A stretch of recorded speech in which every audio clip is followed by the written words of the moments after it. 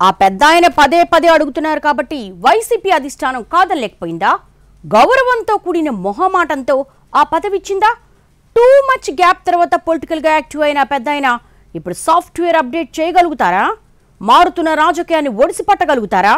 ఎవరా లీడర్? ఏంటా పదవి? Mudragada Padmanabham alias Padmanabha Reddy YCP leader 2024 assembly ఎన్నికలకు ముందు ఫ్యాన్ కిందకి చేరారాయన.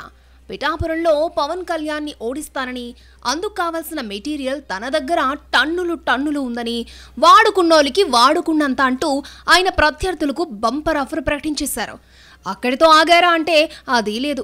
ఖచ్చితంగా పవన్ కళ్యాణ్ ఓడిపోతారంటూ బెట్టు కట్టేశారు. ఆయన గెలిస్తే తన పేరును పద్మనాభరెడ్డిగా మార్చుకుంటారని కూడా ఛాలెంజ్ చేశారు ఈ వైసీపీ లీడర్. కానీ తానొకటి తలిస్తే పిఠాపురం ఓటర్లు మరొకటి తలిచారు. పవన్ని బంపర్ మెజారిటీతో గెలిపించేసరికి సారు పేరు మార్చుకోక తప్పలేదు. దాన్ని బేస్ చేసుకుని మా పెద్దాయన మాటకు కట్టుబడి నిఖార్సైన రాజకీయం చేసే లీడర్ అని గొప్పగా చెప్పుకుంటారు ఆయన అనుచరులు. అదంతా different story, old episode. Medicover తో మీ మాతృత్వ కలలను సాకారం చేసుకోండి. ఇప్పుడు IOI పై 50%, IVF పై 20,000 తగ్గింపు మరియు పొందండి ఉచిత కన్సల్టేషన్ తో పాటు ఫ్రీ అల్ట్రాసౌండ్ స్కానింగ్. ఇక వర్తమానంలోకి వస్తే తాజాగా పార్టీ పొలిటికల్ అడ్వైజరీ కమిటీని నియమించింది వైసీపీ అధిష్టానం. అందులో పద్మనాభరెడ్డికి కూడా అవకాశం ఇచ్చింది.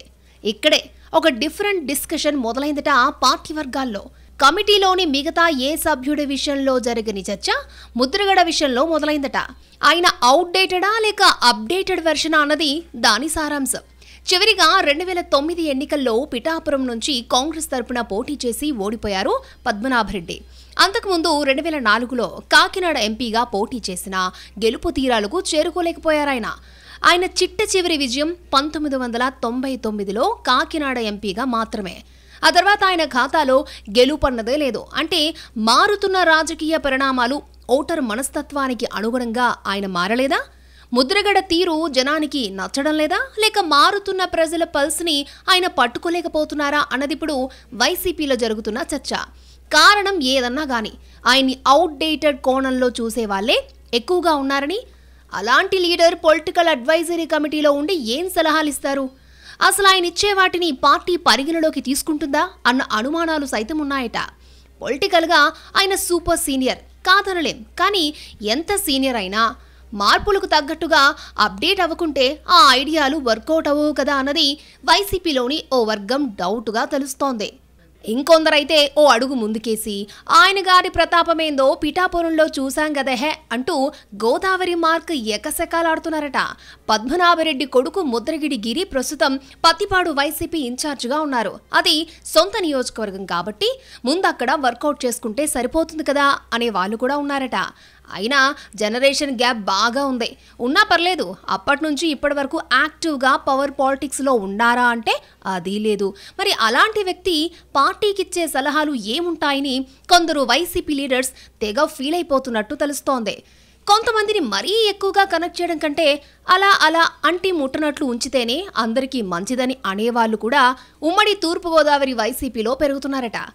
అయితే తన స్థాయికి తగ్గట్టు ప్రయారిటీ ఇవ్వాలని పార్టీకి ముద్రగడ వైపు నుంచి రిక్వెస్ట్లు వచ్చాయని, అందుకే కాదనలేక అలా అవకాశం ఇచ్చి ఉంటారు అన్న గుసగుసలు సైతం వినిపిస్తున్నాయి. ఎంతైనా పెద్ద మనిషి కదా, మరి అంతలా తీసి పడేసినట్లు చేస్తే బాగోదు కదా అన్నది కొందరు పార్టీ పెద్దల అభిప్రాయంగా తెలిసిందే. కొన్నాళ్ళు చూద్దాం, సెట్ అయితే ఓకే, లేదంటే అప్పటి నిర్ణయం అప్పుడు తీసుకుందామని క్లారిటీగా చెప్తున్నారట. అటు ముద్రగడ మాత్రం తనకు అవకాశం కల్పించినందుకు జగన్కి కృతజ్ఞతలంటూ ఆల్రెడీ ఇన్వాల్వ్ అయిపోయారు. తనతో పాటు చాలా మందికి ఆ హోదా ఉన్నప్పటికీ చాలా గ్యాప్ తర్వాత వచ్చిన పొలిటికల్ పదవి కావడంతో ఆహా ఓహో అంటూ ఎగ్జైట్ అయ్యి కనెక్ట్ అయిపోతున్నారట పద్మనాభరెడ్డి. కారణం ఏదన్నా గాని మొత్తానికి పద్మనాభరెడ్డికి పొలిటికల్ అడ్వైజరీ కమిటీలో అవకాశం కల్పించింది ఫ్యాన్ పార్టీ. మరి ఆయన ఓల్డ్ సాఫ్ట్వేర్ అప్డేట్ అవుతుందా లేక నో అప్డేట్స్ ఆప్షన్లోకి వెళ్తుందా అన్నది చూడాలంటున్నారు పరిశీలకులు.